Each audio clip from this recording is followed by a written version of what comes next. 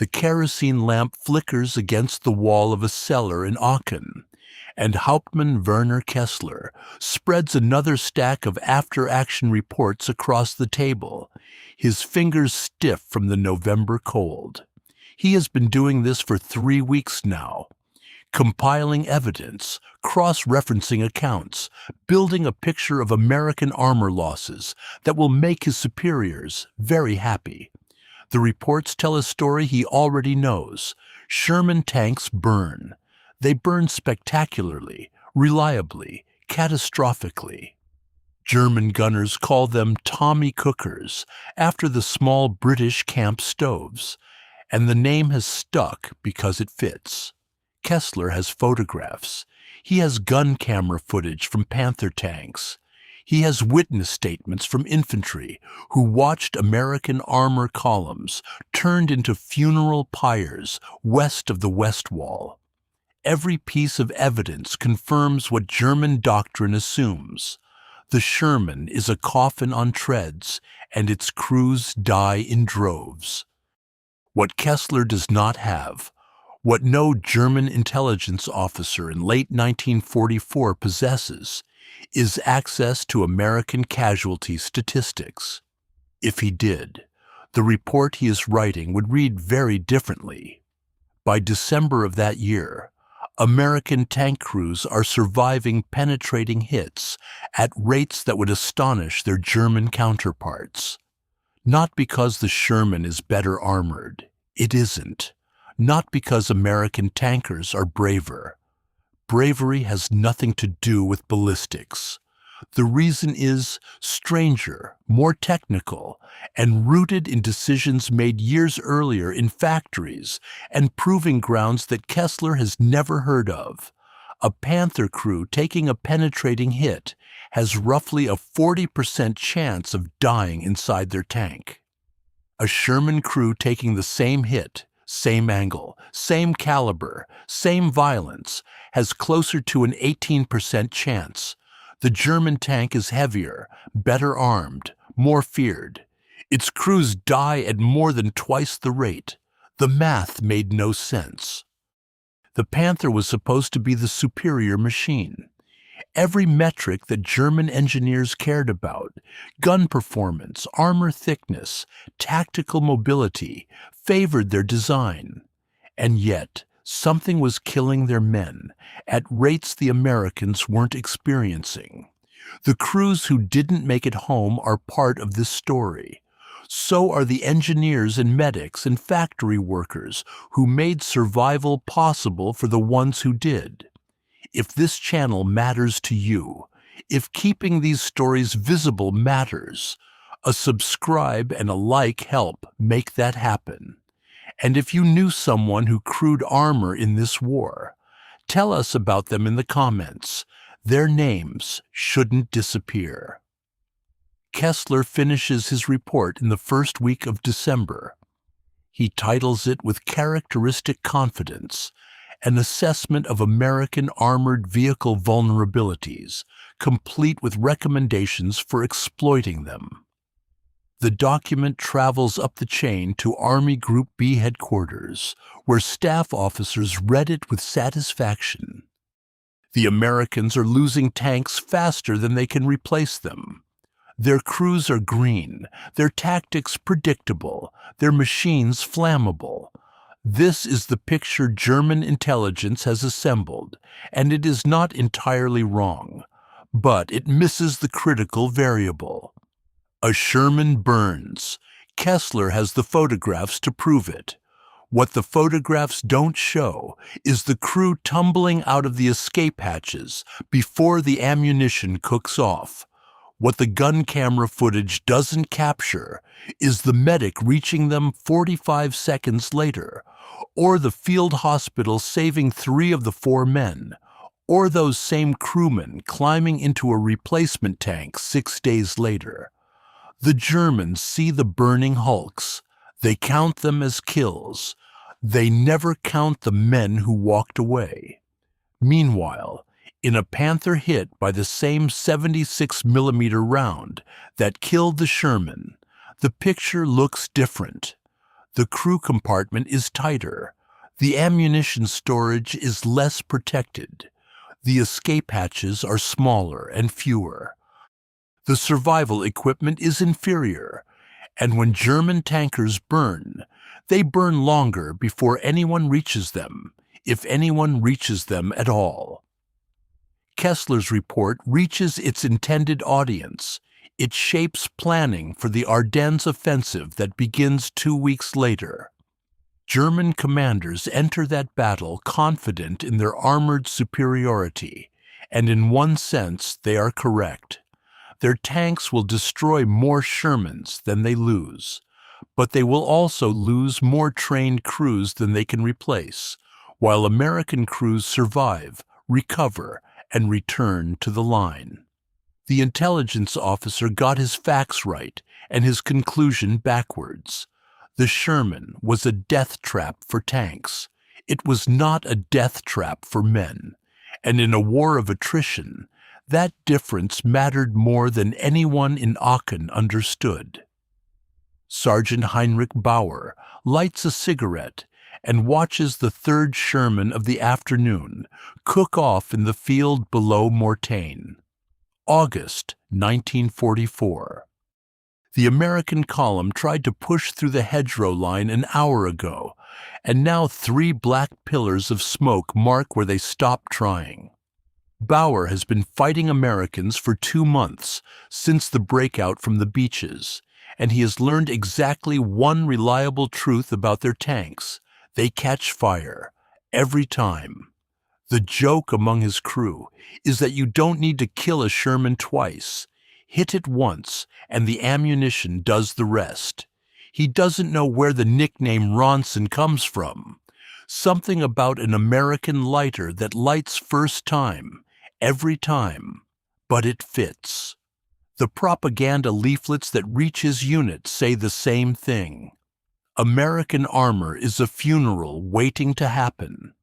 Bauer believes it because he has seen it with his own eyes over and over, and because the leaflets are not lying. They just aren't telling the whole story. The early Shermans, the ones that rolled off assembly lines in 1942 and 43, had a genuine design flaw that killed men. Ammunition storage. The rounds sat in sponson racks along the hull sides, protected by nothing more than the hull armor itself. When a German shell penetrated, it often didn't need to hit the ammunition directly. Spalling. The spray of metal fragments that a penetrating round kicks loose from the interior armor face would ignite propellant charges stored inches away. The fire spread fast. Faster than crews could react, sometimes faster than they could even understand what was happening. In North Africa and Sicily, in Italy and southern France, American tankers burned alive in machines that turned into ovens before they could reach the hatches. The casualty rates were appalling. The reputation was earned. What Bauer doesn't know, what German intelligence hasn't tracked, is that the Sherman he just watched explode is probably one of the last to die that way. Beginning in late 1943, American engineers started solving the fire problem: wet stowage. Instead of leaving ammunition exposed in dry racks, they surrounded the rounds with water jackets, glycerin and water mixtures that would flood the compartment if the jacket ruptured, dousing fires before they reached the propellant. The modification added weight and complexity. It cost money. It required retooling production lines that were already running at capacity. The Army did it anyway, because someone in the Ordnance bureaucracy had looked at the casualty figures from North Africa and decided that saving crews was worth the inconvenience. By the summer of 1944, wet stowage Shermans were reaching Europe in numbers. The M4A1, with the 76 mm gun, carried its ammunition in protected racks below the turret basket, surrounded by water. The propellant charges that had been death sentences in 42 were now insulated, dampened, harder to ignite. Fire rates dropped. Not to zero.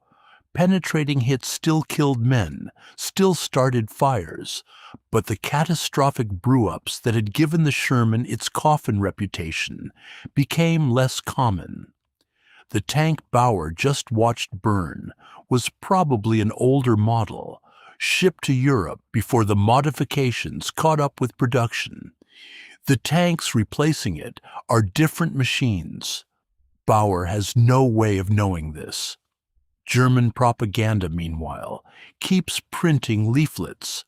The Ronson jokes keep circulating. Wehrmacht intelligence keeps counting. Destroyed Shermans without asking why the crews keep appearing in other Shermans the following week. The myth solidifies into doctrine. American armor is inferior. American crews are victims. German anti-tank gunners are executioners. Every burning hulk confirms the story. Nobody on the German side thinks to ask whether the burning is getting less lethal, whether the crews are escaping more often, whether the Americans have solved a problem the Germans don't even know they've noticed. German observers documented the Sherman's weakness with precision and used it to build confidence in their own superiority. They were watching real fires, real explosions, real defeats. What they weren't watching was the survival rate climbing month by month as wet stowage tanks replaced dry stowage tanks, as American doctrine emphasized escape drills, as field modifications added armor plates over ammunition storage points. The Sherman's reputation stayed frozen in 1943, even as the tank itself evolved. And every German soldier who believed the propaganda, who thought the burning hulk meant a dead crew, was making the same mistake Kessler made in that Aachen cellar. They counted the destroyed machines. They never counted the men climbing out. The welder's torch cuts a blue-white line across the hull floor of a Sherman chassis in Lima, Ohio, and the man behind the goggles doesn't know he's solving a problem that will save more American tankers than any new gun or armor package ever fielded. It's February 1944. The modification order came down 3 weeks ago from Aberdeen Proving Ground, and the production line at Lima Locomotive Works has been scrambling to implement it ever since. The change looks simple on the blueprint.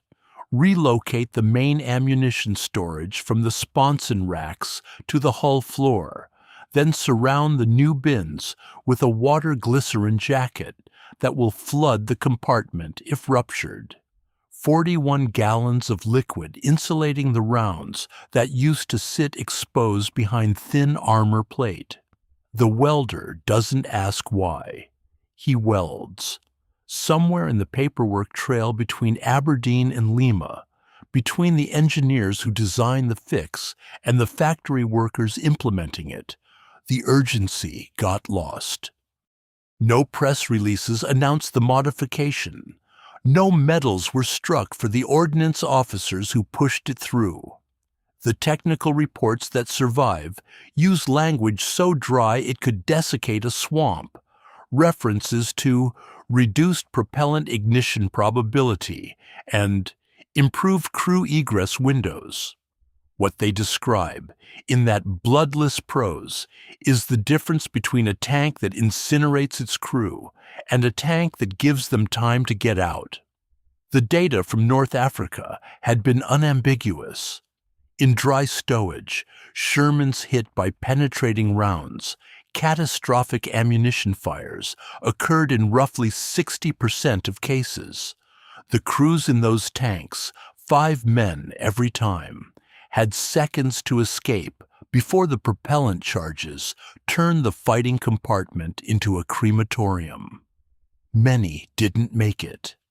The medical reports from Tunisia describe burns that no field hospital could treat, wounds that killed men slowly over days instead of quickly in the initial hit. Someone at Ordnance read those reports. Someone decided the problem was solvable. The wet stowage system wasn't elegant. It added weight, several hundred pounds per tank, at a time when the Sherman was already criticized for being underpowered. It complicated maintenance. The water-glycerin mixture had to be checked and topped off. In freezing conditions, the liquid could thicken or even gel, though the glycerin content was calibrated to prevent actual freezing down to about 40 below.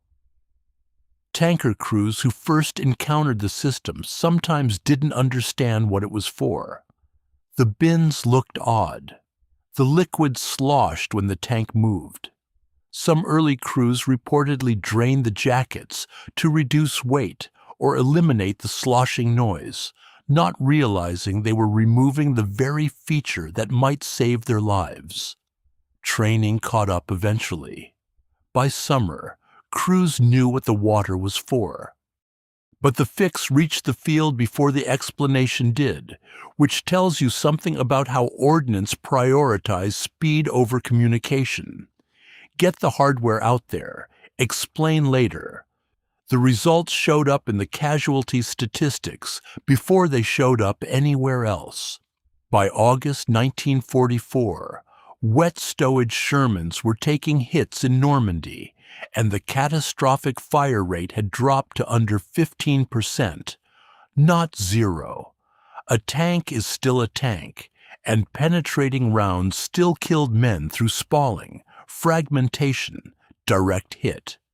But the specific horror of the ammunition fire, the crew cooked alive before they could reach the hatches, became dramatically less common. 14.7% in one study. The number varies by source and by what counts as catastrophic, but the trend doesn't vary.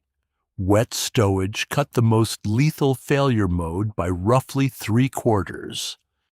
The men at Lima Locomotive Works, at Chrysler's Detroit Tank Arsenal, at the half-dozen other plants stamping out Shermans by the thousands, were building machines that kept their crews alive at rates the early models never achieved.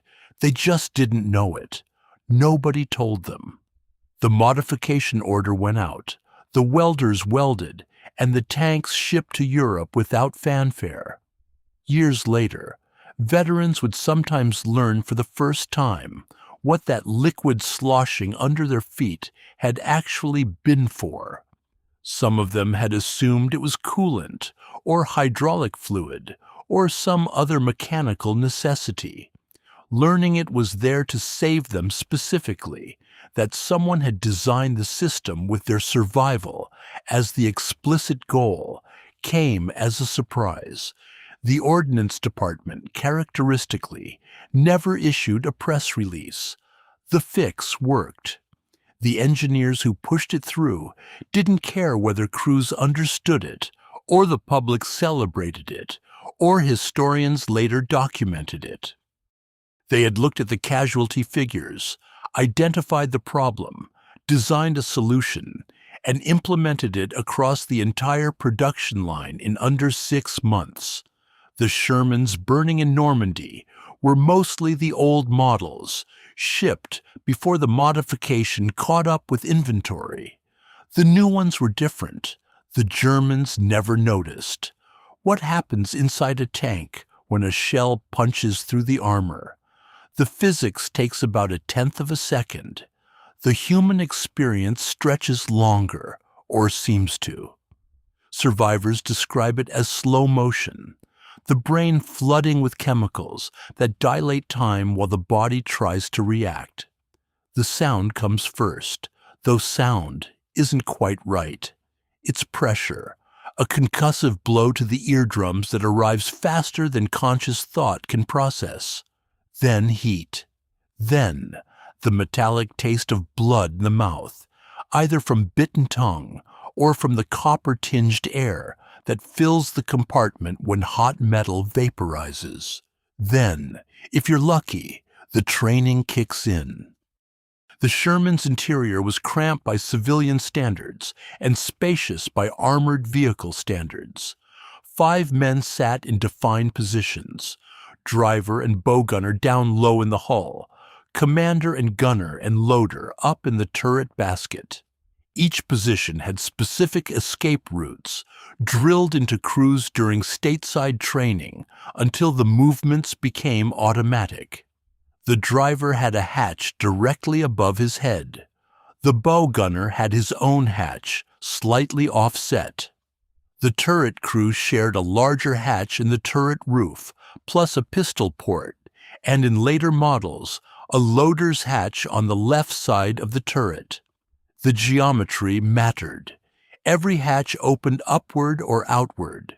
None required the crewman to climb over burning equipment or squeeze past another body to reach it. German tank designers made different choices.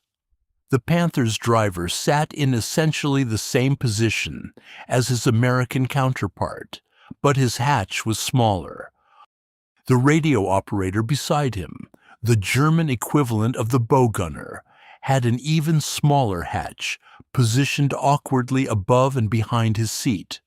Getting through it required twisting the body at an angle that becomes nearly impossible when you're wounded, burned, or panicking. The turret crew had it worse. 3 men shared a fighting compartment designed around the gun, not around their survival. The commander's cupola provided the primary exit, but reaching it from the loader's position meant climbing past the gun breech in a space already filled with smoke and fire. Ammunition lined the turret walls. One American tanker, who transferred to a captured Panther for evaluation, described the interior as a coffin you couldn't get out of, even if you weren't dead yet. The 4 seconds after a penetrating hit determined everything. In a Sherman, a conscious crewman could be halfway out of his hatch in 2 seconds, fully clear in 3, rolling off the hull and into the dirt by 4. The escape drills emphasize speed over everything else. Don't grab personal effects. Don't try to help the man next to you until you're both outside. Just get out. The tank is replaceable. You are not. American doctrine treated crew survival as a tactical asset, not a sentimental consideration. Trained tankers took months to produce.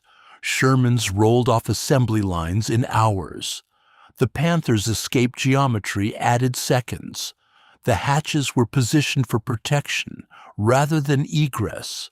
Smaller openings meant smaller targets for enemy fire, but also meant men died trying to squeeze through gaps their bodies couldn't clear under stress. The interior layout forced crewmen to navigate around equipment rather than straight toward exits. The ammunition storage, unprotected by wet stowage, turned penetrating hits into secondary explosions that sealed hatches shut or killed men who'd nearly made it out. German engineers knew this. Post-war interviews make clear they understood the trade-offs they were making. Armor protection took priority. Gun performance took priority. The expectation was that German tanks wouldn't get hit in the first place. Superior range and optics, crews trained to exploit both, would kill the enemy before the enemy could return fire. The design philosophy assumed victory, and survival provisions were trimmed accordingly. The Sherman's designers assumed casualties. They assumed their tanks would take hits, lots of them, from an enemy with better guns and better armor. They couldn't build a tank that wouldn't burn. They built a tank you could get out of while it burned. The escape hatches were oversized on purpose. The turret basket had room to move. The ammunition, once wet stowage arrived, sat behind insulation and water jackets. None of this made the Sherman a better tank in the traditional sense. It made it a better place to survive. The 4-second window, that's what crews called it, though the actual time varied by hit location, crew position, and fire severity. 4 seconds to orient, move, and exit before the interior became unsurvivable. American tanks gave their crews those seconds. German tanks often didn't. The burning hulks looked the same from outside. Same black smoke and flames, same destroyed machine. The difference was invisible from 100 meters away. The difference was whether the crew was already dead inside or running for cover in the hedgerows. The Panther Assembly Hall at MAN in Nuremberg stretches longer than a football field, and in the winter of 1943, it hums with the sound of Germany's answer to the T-34. The tank taking shape on the production line is a masterpiece of armored warfare design. Sloped frontal armor 80 millimeters thick, a high-velocity 75 millimeter gun that can kill anything the Allies field at ranges exceeding a mile. A silhouette lower and sleeker than the boxy Sherman. The engineers walking the floor have every reason to be proud. They have built the best medium tank in the world. They have also built a coffin. The turret basket measures roughly 5 feet across at its widest point. 3 men occupy this space: commander, gunner, loader, along with the gun breech, the recoil mechanism, the traverse motors, and 79 rounds of ammunition. The rounds sit in vertical racks along the turret walls, positioned for the loader's convenience. He can reach them without moving from his station.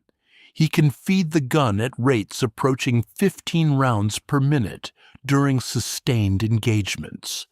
The ergonomics, from a pure gunnery standpoint, are excellent.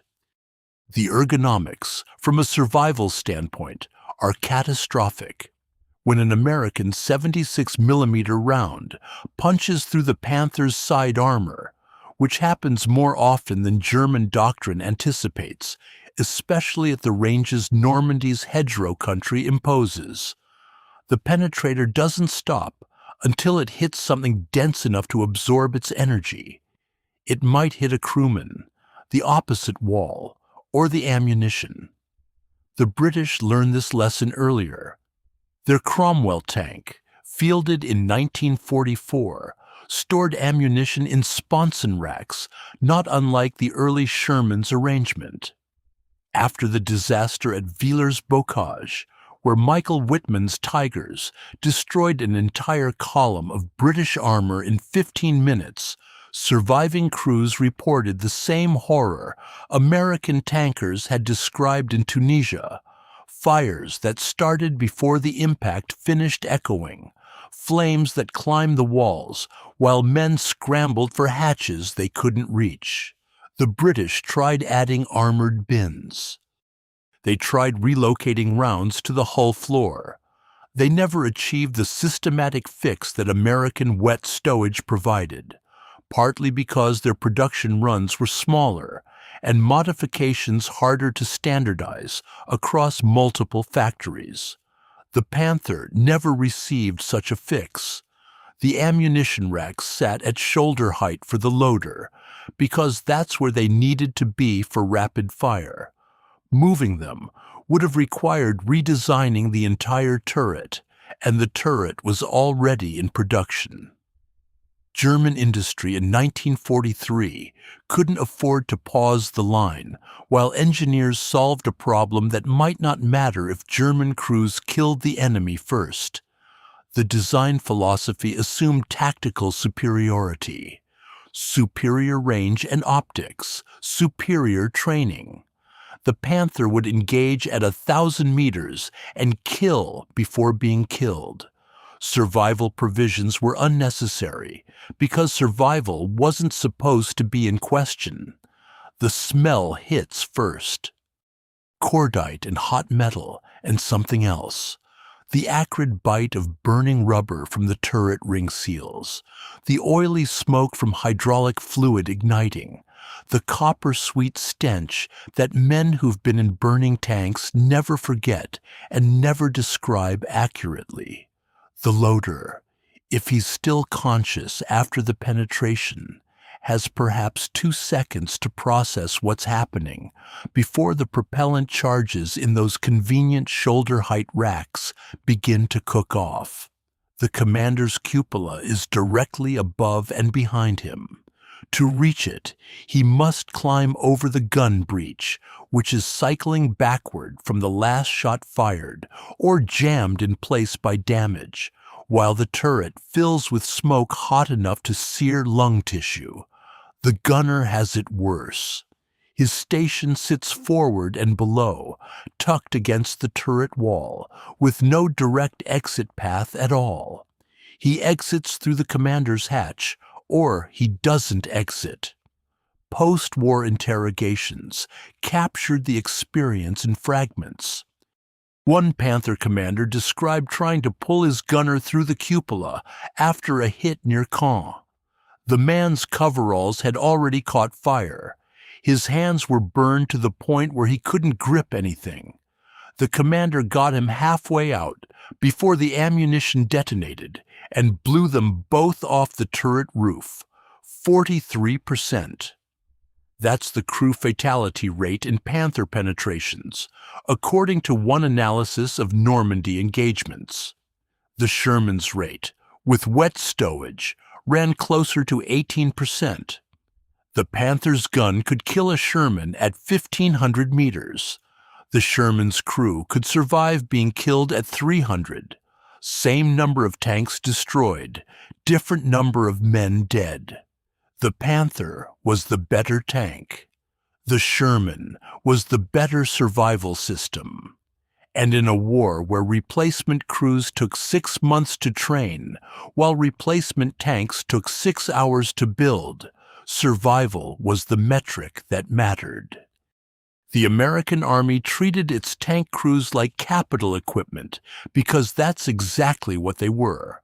A Sherman cost roughly $33,000 to build in 1944. A trained tank crew, 5 men who could work together under fire, who knew their stations, who had drilled escape procedures until the movements were automatic, represented an investment the Army couldn't calculate, but understood implicitly. The tank was replaceable. The crew was not. So the Army built a system to recover crews the way it recovered anything else valuable, with speed, redundancy, overwhelming resources, and relentless attention. The chain started before the hit. Tank battalions deployed with attached medical half-tracks that followed the fighting at distances close enough to reach casualties within minutes. Armored medical vehicles, essentially ambulances with enough armor to survive small arms fire, could approach burning tanks, while German medics in their soft-skinned vehicles had to wait for the shooting to stop. The American medic reaching a wounded tanker at Mortain might arrive 4 minutes after the hit.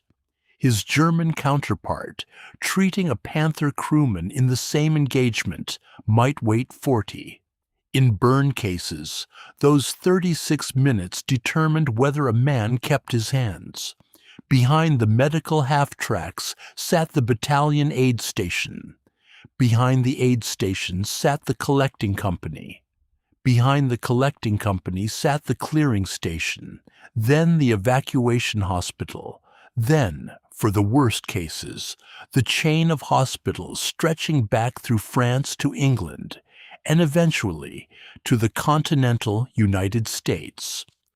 Each link existed to do one thing: keep the man moving rearward until he reached the level of care his wounds required, then stabilize him and push him back toward the front as fast as medicine allowed.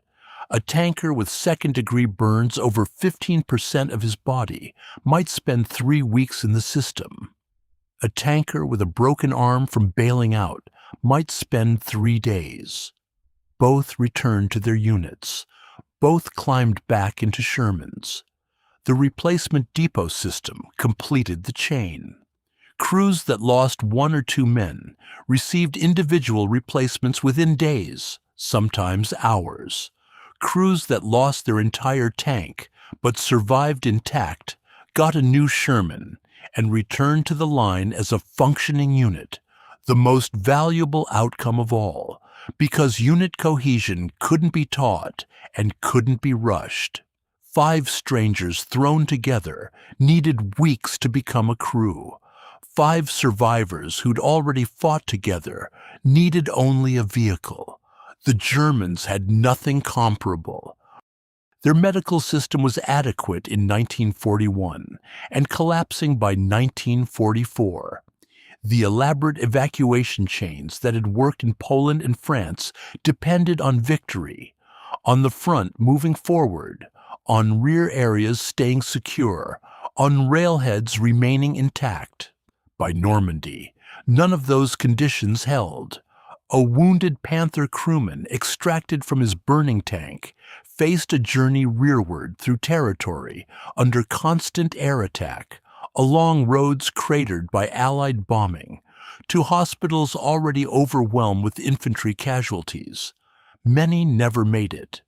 The ones who did often waited days for treatment that American tankers received in hours. The replacement system was worse. Germany in 1944 had no replacement depots in the American sense. Wounded tankers who recovered went into a general manpower pool and emerged wherever the personnel system decided they were needed. A Panther commander with 2 years of combat experience might find himself reassigned to an infantry division because the infantry needed bodies more urgently than the Panzer Arm needed experienced crews. The skills walked away. The investment vanished. Oberleutnant Karl Brenner survived 3 tank kills between June and August 1944. After the third, a Panther that burned near Falaise with 2 of his crew still inside. He spent 6 weeks recovering from burns in a field hospital outside Paris. When he returned to duty, the personnel office sent him to a Volksgrenadier division forming in the Rhineland. He never commanded a tank again. Everything he'd learned, reading terrain, anticipating American tactics, keeping crews alive under fire, went into an infantry foxhole instead of another Panther turret. The records don't say what happened to him after that. American tankers told different stories. Sergeant Robert Healy of the 2nd Armored Division bailed out of 4 Shermans between July and December 1944. Each time, the system caught him. Medical treatment for minor burns. New tank within 48 hours. Same crew when possible. Trained replacements when not. He finished the war as a tank commander in the same battalion he'd started with, having fought in a total of 7 different Shermans. 4 tanks destroyed. 1 crew preserved. The ratio explains why German tank losses translated into catastrophic personnel losses, while American tank losses translated into temporary setbacks. The Germans built better tanks and watched their crews disappear into the maw of a collapsing system. The Americans built a system that caught survivors and put them back in cheaper tanks that kept them alive long enough to need catching again. The crews survive. That's the peculiar thing. The tank burns and the crews survive. Major John Stanier, wrote those words in a report to the British Operational Research Section in September 1944, and the puzzlement in his phrasing captures something important. He expected dead tankers. He found living ones. The data contradicted everything he thought he knew about American armor. The ORS had been tracking tank casualties since North Africa, building statistical models of what happened when shells met steel. Their early numbers painted a grim picture. Crew survival rates in the 30 to 40% range for penetrating hits, with burns accounting for the majority of deaths and injuries among those who made it out. The Sherman's reputation as a death trap came partly from these surveys. British analysts watched American tanks burn at Kasserine and calculated odds that made tanker duty look like suicide. Then, the numbers changed. The surveys from Normandy showed something different. Same tanks, same enemy guns, same tactical situations. But the crew survival rates had climbed into the 60 and 70% range for American Shermans, while British tanks using older ammunition storage showed no improvement. The ORS analysts checked their methodology. They recounted the data. They sent observers forward to confirm what the paperwork suggested. The Soviets had noticed something similar on the Eastern Front, though their documentation was patchier. T-34 crews reported that captured Shermans, sent via Lend-Lease and pressed into Soviet service, seemed to give their men more time to escape after hits. The Soviet tankers couldn't explain why. They just knew that the American tanks, which they otherwise considered inferior to their own, had a strange quality of letting men live through engagements that should have killed them. The answer sat in the hull floor, invisible from outside. U.S. Ordnance had been running its own studies since the wet stowage modifications entered production. The testing was methodical, almost clinical. Fire shells at ammunition racks, measure ignition times, count the seconds between penetration and catastrophic fire. The dry racks ignited in under 2 seconds. The wet racks took 8 to 12. That gap, measured in the sterile environment of a proving ground, translated into something else entirely when you put 5 men inside the tank. The proving ground tests couldn't capture what those extra seconds felt like. The heat building against your face as you fumbled for the hatch release. The weight of your own body armor suddenly impossibly heavy as you tried to pull yourself up. The sound of your loader screaming or not screaming, and you couldn't tell which was worse. The metal of the hatch rim hot enough to raise blisters on your palms, but you grabbed it anyway, because grabbing it meant living, and not grabbing it meant burning. The reports recorded survival rates. They couldn't record the texture of those seconds, the way time stretched and compressed simultaneously, the way your training took over, and your conscious mind watched from somewhere far away, while your hands did things you hadn't told them to do. The German data told the opposite story. Panzerabteilung records from the same period, recovered after the war and compiled into the Foreign Military Studies series, showed crew survival rates collapsing rather than climbing. 43% fatality rates in Panther penetrations, over 50% in older Panzer IV models with exposed ammunition. The trend lines crossed somewhere in the summer of 1944. American crew losses falling, German crew losses rising, the curves moving in opposite directions, while the tank versus tank statistics remained roughly constant. One ORS analyst calculated what this meant in terms of trained personnel. A Sherman knocked out in August 1944 had roughly a 65% chance of returning all 5 crewmen to duty within 30 days. A Panther knocked out in the same engagement had roughly a 20% chance of returning any crewman to duty at all. The tank statistics said parity. The crew statistics said slaughter. The Germans never compiled equivalent studies. German military culture in 1944 had no institutional mechanism for the kind of operational research the British and Americans conducted routinely. The Wehrmacht counted tanks destroyed and tanks lost. They counted men killed and men wounded. They did not connect the two numbers in ways that might have revealed what was happening to their armored force. The data existed in fragments, unit diaries, casualty reports, personnel requisitions, but nobody assembled it into a picture that showed the bleeding. By the time anyone might have noticed, it was too late to matter. The Shermans kept burning. The photographs kept showing destroyed American tanks with their hulls torn open and their turrets askew. German intelligence kept counting kills.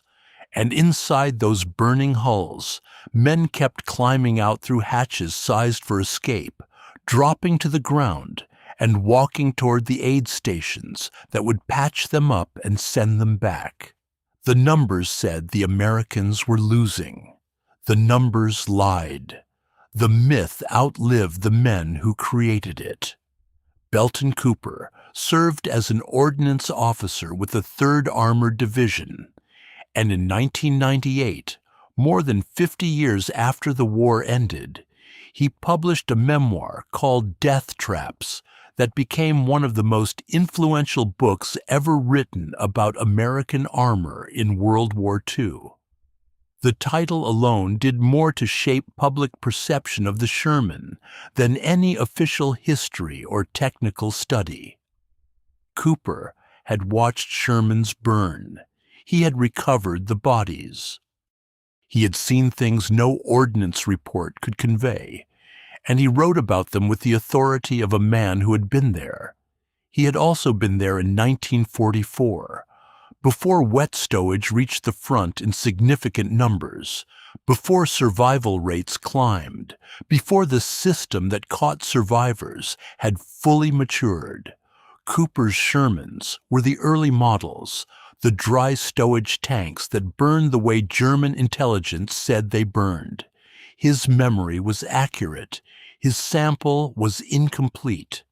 The book sold remarkably well. Veterans bought it because it validated what they remembered. History enthusiasts bought it because it contradicted the triumphalist narrative they'd grown tired of. The Internet amplified its claims. Forum posts cited Cooper as definitive proof that American armor was inferior, that American tankers were sent into battle in death traps by generals who didn't care, that the Sherman was a war crime on tracks. The ORS survival studies went uncited. The wet stowage modification program went unmentioned. What happened to crew survival rates between Kasserine and the Bulge? Nobody calculated that. Cooper's memoir was vivid and horrifying. The statistical evidence was dry, technical, buried in archives that hobbyists never visited. Human memory works the same way military intelligence does. It counts the dramatic events and ignores the quiet ones. A Sherman exploding makes a permanent impression. A Sherman burning slowly while its crew bails out looks exactly the same from 100 meters away. But the men who climbed out didn't write memoirs about their escapes. They went home and got jobs and tried not to think about it. The dead stayed visible. The survivors disappeared into ordinary life. The German reputation followed the opposite trajectory. Panther crews who survived the war, and there were far fewer of them proportionally than Sherman survivors, remembered the tank that had been superior in every engagement metric that mattered to a tanker in combat. The gun that could kill at ranges the enemy couldn't match. The armor that bounced shells the Sherman couldn't penetrate. They remembered optics that let you see the enemy before he saw you. These things were true. They remain true, even as the crews who could have testified to them burned to death in turrets designed for gunnery rather than escape. The Panther's reputation was built by the men who lived. The Panther's reality was defined by the men who didn't. Hauptmann Werner Kessler finished his intelligence summary in Aachen in late November 1944. The report went up the chain to Army Group B headquarters, where it joined dozens of similar assessments painting the same picture. American armor was burning. American tank losses were mounting. American crews were dying in their inferior machines. The intelligence was correct on 2 of those 3 points. The third point, the one that actually mattered, never made it into any German report because nobody thought to ask the question: how many crews survived? The German army in 1944 had no mechanism for learning the answer. They counted tanks, photographed wrecks, recorded kills claimed by Panther and Tiger commanders, who went on to become legends of armored warfare. The kill counts were real. Michael Wittmann really did destroy over 100 Allied tanks. Otto Carius really did knock out Shermans at ranges that seemed impossible. The aces existed. Their accomplishments were genuine. Their accomplishments also didn't matter. Every Sherman Wittmann destroyed was replaced within a week. Most of the crews he knocked out were back in action within a month.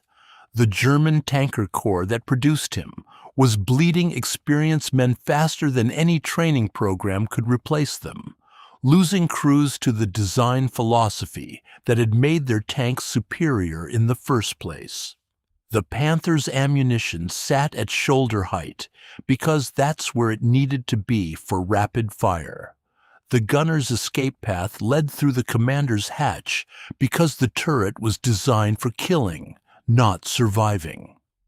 Kessler's report predicted that continued attrition would eventually force the Americans to commit inferior replacement crews. He was describing his own army. The war ended 7 months later. The myths took longer to die. Some of them never did. Somewhere in Ohio, the last wet stowage Sherman rolled off the line in July 1945. The workers who built it clocked out and went home.